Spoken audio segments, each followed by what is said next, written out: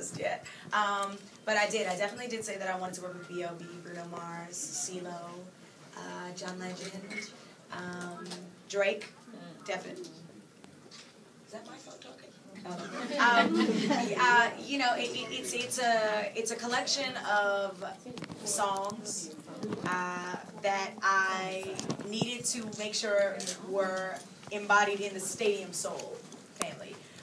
You know, when I toured with Alicia Keys and Kanye West, I needed to hear my music loud, and that's how I wanted the songs on this album to sound. And you know, it's the graduation, I feel like, from The Bridge. The Bridge was definitely rooted in like a lot of retro soul because that's what I grew up listening to, and that's my foundation. And it was my chance to, you know, pay homage and respect to the artist that inspired me and that sound that inspired me.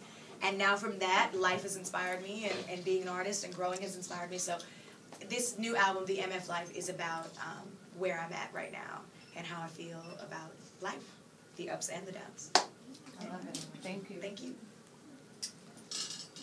Anybody else with a question? I have a question. Okay, so you and Drake were in a group together. In a groupish, yeah. Groupish, yes. Going on? Okay, cool. How has that experience helped with your career now? The experience is really great. I think personally for me, what it did was kind of just confirm that I was on the path to something big then. Because we did find each other in the small city of Toronto, and it's kind of rare that that happens, and that we both have now excelled to a point in our careers individually that we can look at each other and be like, hey, remember when? So it's a really, really cool thing. It's love for us, and I think it says a lot about just determination and the people that you keep around you. You know, I definitely feel like my mom always used to tell me, show me your company and I'll tell you who you are. And I definitely feel like in that regard, having somebody like Drake at such a young age, when both of us were, now see it, you know, each of us evolve into our own careers is a beautiful thing, and it just says a lot about the type of people that we attracted and the energy that we brought together, which was based in talent and love for what we do. So I feel really excited whenever people are like, whenever they're like, are you going to do a song with Drake? Because, you know, you guys were together. And I was like, man, not many people know that, you know, like it really did start in like the basement of a restaurant. Like that's where we would gig and, you know, just do it for love. And it feels really good that I can say that we kind of made it. Yeah, it's good. Thank you. What kind of advice would you give young teenage girls coming into their own, not just as a singer or an actress or anything like that, but coming into their own, you know, 18 and going out into the world?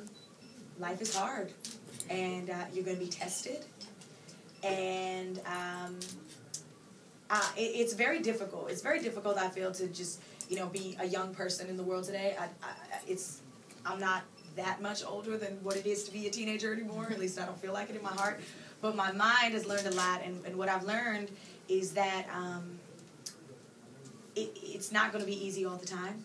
You have to be comfortable to make mistakes and to learn from them and to not be afraid to be yourself, because I feel like even in just, if I could use my career as an example, being a female artist, being a young woman, I've been tested to compromise certain things that I believe and this, you know, certain things that I felt about myself and the way I wanted to be perceived or presented.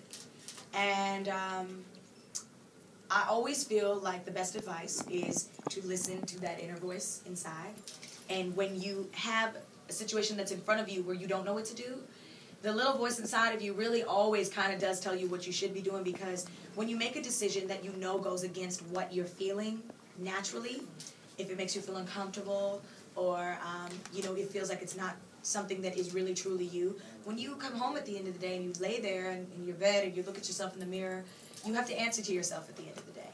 And it's important that when you look at yourself and when you lay down at night, you feel proud of the decisions that you've made. And that's very important, because some people are really going to try to steer you and tell you the way that you should be living your life. But I personally always feel like whatever you do that feels natural to you, based off of who you are inside, you can never go wrong. So it's always very important to never do anything that you feel really compromises who you are and you know, what your heart is telling you. Yeah. All right, folks, let's get some pictures up in here. So we're gonna